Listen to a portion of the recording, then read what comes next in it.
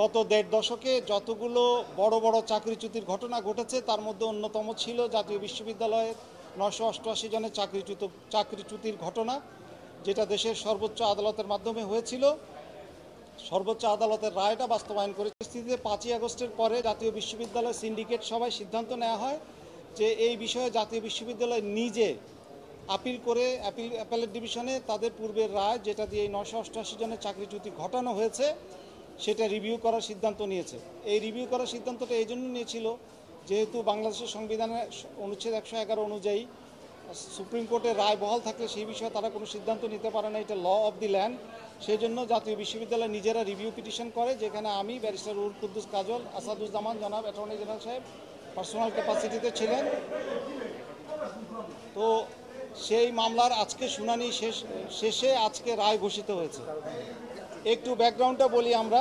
17 November 2003 থেকে 31 August 2004 পর্যন্ত একটা পার্টিকুলার পিরিয়ডকে ধরে এই সময়ের মধ্যে যাদের জাতীয় বিশ্ববিদ্যালয়ে বিভিন্ন নিয়োগ বিজ্ঞপ্তির মাধ্যমে অ্যাপয়েন্টমেন্ট হয়েছিল তাদের সকলকে আজকে যাদেরকে চাকরিচ্যুত ঘটানো হয়েছিল তাদের আজকের রায়ের ফলে চাকরিতে পুনর্বহাল হতে আর কোনো বাধা নাই। আমরা যেহেতু জাতীয় বিশ্ববিদ্যালয়ের পক্ষে অ্যাপিলেন্ট ছিলাম, সেহেতু রায় পাওয়ার সঙ্গে সঙ্গে আমরা এটা জাতীয় বিশ্ববিদ্যালয় সিন্ডিকেটের কাছে পাঠাবো এবং জাতীয় বিশ্ববিদ্যালয় সিন্ডিকেট সিদ্ধান্ত নেবে কত তারিখ থেকে এদেরকে পুনর্বহাল করা হবে। মহামান্য আপিল বিভাগ রায়ে যে রায়গুলো বাতিল করেছেন সেই রায় হচ্ছে হাইকোর্ট ডিভিশনের প্রথম রায়, দ্বিতীয় রায়।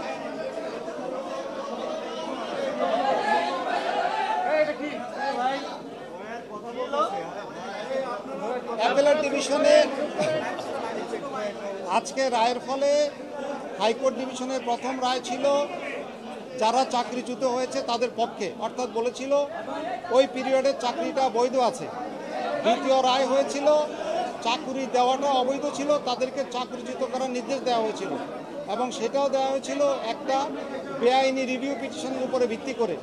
তো পরবর্তীতে যখন অ্যাপেলেট ডিভিশনে আসা হয় তখন অ্যাপেলেট ডিভিশন হাইকোর্ট ডিভিশনের প্রথম রায়, যেই রায়তে বলা হয়েছিল যে তাদের চাকরি বৈধ, এবং দ্বিতীয় রায় যেখানে রিভিউতে বলা হয়েছিল চাকরি অবৈধ, দোনোটা বাতিল করে তখন অ্যাপেলেট ডিভিশন বলেছিল যে আপনারা আবার পুনরায় রিটটা ফ্রেশ হিয়ারিং করেন। সেই ফ্রেশ হিয়ারিংয়ে রিট পিটিশনে পুনরায় রায় দেওয়া হয় যে এদের এই সময়ে যেহেতু এটা একটা পার্টিকুলার গভর্নমেন্টের সময় হয়েছিল, এদের চাকরির নিয়োগ অবৈধ এবং সেটা বাতিল করা হয়। ওটার এগেনস্টে যখন আপিল বিভাগে যায় ক্ষতিগ্রস্ত এমপ্লয়িরা, তখন যে civil petition for leave to appeal হয় এবং সেই সিভিল পিটিশন লিভ টু অ্যাপিলে 2012 সালে হাইকোর্টের রায় বহাল করে কিছু নির্দেশনা দিয়ে হাইকোর্টের রায় বহাল করা হয়। অর্থাৎ 2012 সালে civil petition for leave to অ্যাপিলের যে জাজমেন্ট হ্যাজ স্ট্যান্ড কারেক্টেড 2016 সালে civil petition for leave to অ্যাপিলের যে জাজমেন্ট, সেটার এগেনস্টে আমরা আজকে রিভিউ শুনানির রায় পেলাম। তাহলে যখন 16 সালে আপিল বিভাগ রায় দেয়, হাইকোর্টের রায়টা বহাল করে, তখন তাদের চাকরিচ্যুতি বহাল থাকে। আপিল বিভাগের রায়ের পরে যেহেতু পরিস্থিতি প্রতিকূল ছিল, এই জন্য না ওই ক্ষতিগ্রস্ত এমপ্লয়ীদের রিভিউ পিটিশন করার সুযোগ ছিল, না জাতীয় বিশ্ববিদ্যালয়ের সুযোগ ছিল। পরিবর্তিত পরিস্থিতিতে আমরা সে রিভিউ করেছি। আজকে সেই রিভিউ যে জাজমেন্ট হয়েছে, সেই জাজমেন্টের মূল কথাটা হচ্ছে যাদের চাকরিচ্যুতি হয়েছে তাদের সকলকে চাকুরিতে পুনর্বহাল করার নির্দেশ দেওয়া হয়েছে, প্রথম গ্রাউন্ড।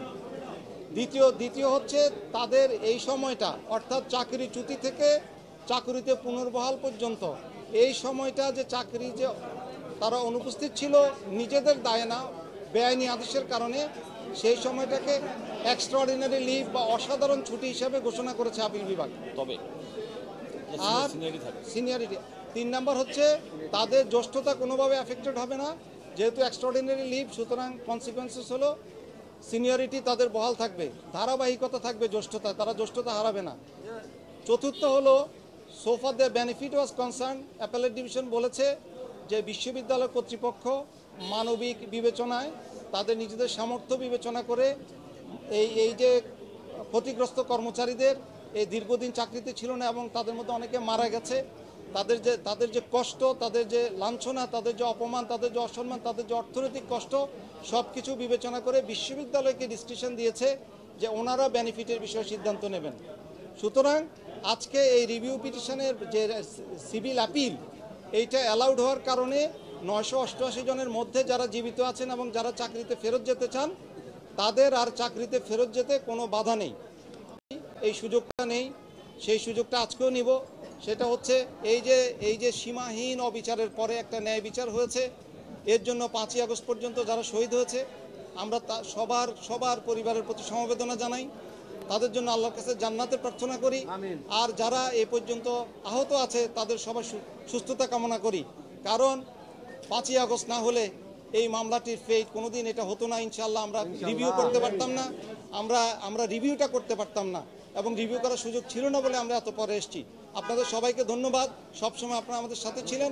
বাকি কথাটুকু আমার ছোট ভাই ব্যারিস্টার রুহুল কুদ্দুস কাজল, যিনি বিশ্ববিদ্যালয়ের পক্ষে আমাদের সঙ্গে আইনজীবী ছিলেন, উনি বলবেন। ব্যক্তিগতভাবে কাউকে আক্রমণ না করে আমরা ওভারঅল সিচুয়েশনটা গত 1.5 দশকে যেটা ছিল, আমরা বলেছিলাম যে অ্যাপেলেট ডিভিশন যেন কমিউনিটি শিল্ডিং না করে, অ্যাপেলেট ডিভিশন যেন এই যে ধীরে ধীরে গত 1.5 দশকে কিভাবে এই বিচার বিভাগ তার দায়িত্ব পালনে ব্যর্থ হয়েছিল ভয়ঙ্করভাবে, সেই বিষয়টি যেন বিচার বিভাগ অ্যাড্রেস করেন, এবং বিচার বিভাগ যেন একটা জাতির কাছে এইটুকু বলেন। আমরা এটা চেয়েছিলাম যে জাতি আস্থা ফেরত আনার জন্য বিচার বিভাগ শুধু এইটুকু বলবে যে we have miserably fail to maintain standard. তো আজকে সুখের বিষয় হলো 1 নম্বর আইটেমের জাজমেন্ট দেওয়ার সময় এই মামলা আমরা যা সাবমিশন করেছিলাম, 1 নম্বর মামলার রায়ের সময় আপিল বিভাগ রিগ্রেট করেছেন যে বিচার বিভাগের দায় দায়িত্ব প্রকারান্তরে স্বীকার করে নিয়েছেন যে এই রাষ্ট্র, এই জনগণের অধিকারহীনতা, এই রাষ্ট্রে ভোটহীনতা, এই রাষ্ট্রের ডেমোক্রেটিক ইনস্টিটিউশনসগুলো ধ্বংস হওয়া, এই রাষ্ট্রে ট্রাভেস্টি অফ জাস্টিস বলেছেন, এই রাষ্ট্রে মানুষের মিনিমাম কোনো রুল অফ ল ছিল না, যে এগুলো আজকে 1 নম্বর আইটেমে ওনারা অ্যাড্রেস করেছেন। তা আমরা এই কথাটাই বলেছিলাম যে বিচার বিভাগের তো একটা দায় আছে, শুধু বিচার বিভাগের না, এই রাষ্ট্র সব কিছুর মধ্যেই, এই রাষ্ট্রের যা কিছু ক্ষতি হয়েছে সেটা সব কিছুর মধ্যে ব্যুরোক্রেসির বলেছি আমরা, জুডিশিয়ারির বলেছি আমরা, পুলিশের কথা বলেছি আমরা, সব ইনস্টিটিউশনের কথা বলেছি, যে এখন এই মুহূর্তে জুডিশিয়ারির দায়িত্ব হলো গার্ডিয়ান হিসাবে পুরো জাতিকে বলা যে এটা হয়েছে, আমরা এটা ব্যর্থ হয়েছি আমাদের দায়িত্ব পালন করতে, আমরা জাতির কাছে রিগ্রেট করি।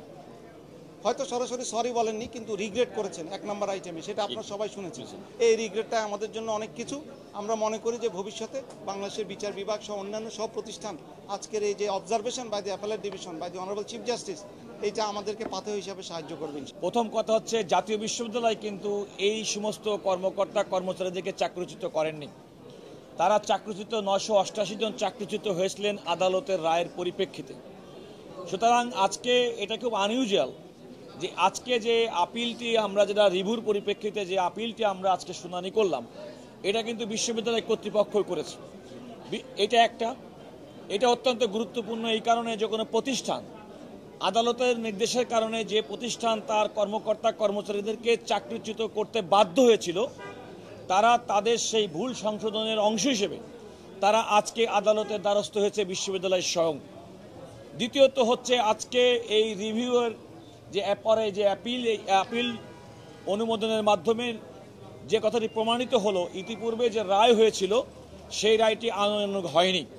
আমরা আজকে আরেকটি মামলা সকালবেলা রায় হয়েছে, সেই রায়টা সম্পর্কে যদি আমরা বুঝি, তাহলে আমার মনে হয় আমাদের সালাউদ্দিন দোলন সাহেব সে কথাটা আমরা আলোচনা করছিলাম যে একটা জুডিশিয়াল রং, আমি এর চেয়ে ভালো শব্দ আর ব্যবহার করছি না, একটা জুডিশিয়াল রং যদি কোনো একটা পার্টিকুলার পিরিয়ডে কোনো সময় হয়ে থাকে, তাহলে পরবর্তী সময়ে যখন সুযোগ আছে আর্লিয়েস্ট অপরচুনিটিতে, তাহলে সেই রংটাকে সংশোধন করার একটা সুযোগ আমার মনে হয় যে আমাদের জুডিশিয়ারি এটা গ্রহণ করেছে। এবং এই ক্ষেত্রে যেটা হয়েছে, উনি আদেশটি বলেছেন, বিশ্ববিদ্যালয় কর্তৃপক্ষ, আমরা বিশ্বাস করি আমরা বিশ্ববিদ্যালয়কে প্রতিনিধিত্ব করলেও আপনারা দেখেছেন দীর্ঘদিনে যারা বঞ্চনার শিকার হয়েছেন তাদের মধ্যে বাঁধ ভাঙা উচ্ছ্বাস থাকাই স্বাভাবিক। দীর্ঘদিন পর্যন্ত তারা নির্যাতিত হয়েছেন। আমরা প্রত্যাশা করব এবং আমরা বিশ্ববিদ্যালয়ের পক্ষ থেকে মনে করি, যেহেতু বিশ্ববিদ্যালয় সিন্ডিকেটের সিদ্ধান্ত অনুযায়ী তাদেরকে চাকরিতে পুনর্বহাল করার সিদ্ধান্ত নিয়েছিল, কিন্তু আইনি জটিলতার কারণে, মামলার কারণে এই আপিলটি, এই রিভিউটি এবং পরবর্তীতে আপিলটি শুনানি করতে হয়েছে। এবং সেগুলোর ভিত্তিতে এখন বিশ্ববিদ্যালয় যেহেতু রায়ে তাদের প্রতি, বিশ্ববিদ্যালয়ের প্রতি সমস্ত বিষয়টি আইনানুগভাবে নিষ্পত্তি হয়েছে, আমি বিশ্বাস করি দ্রুত বিশ্ববিদ্যালয় কর্তৃপক্ষ দেশের সর্বোচ্চ আদালতের রায়টি তারা বাস্তবায়ন করবেন। আর এই ক্ষেত্রে ওনাদেরকে চাকরিতে পুনর্বহালের ক্ষেত্রে এই মুহূর্ত থেকে জাতীয় বিশ্ববিদ্যালয়ের আর কোনো আইনগত বাধা নেই। এটা হচ্ছে আপনাদের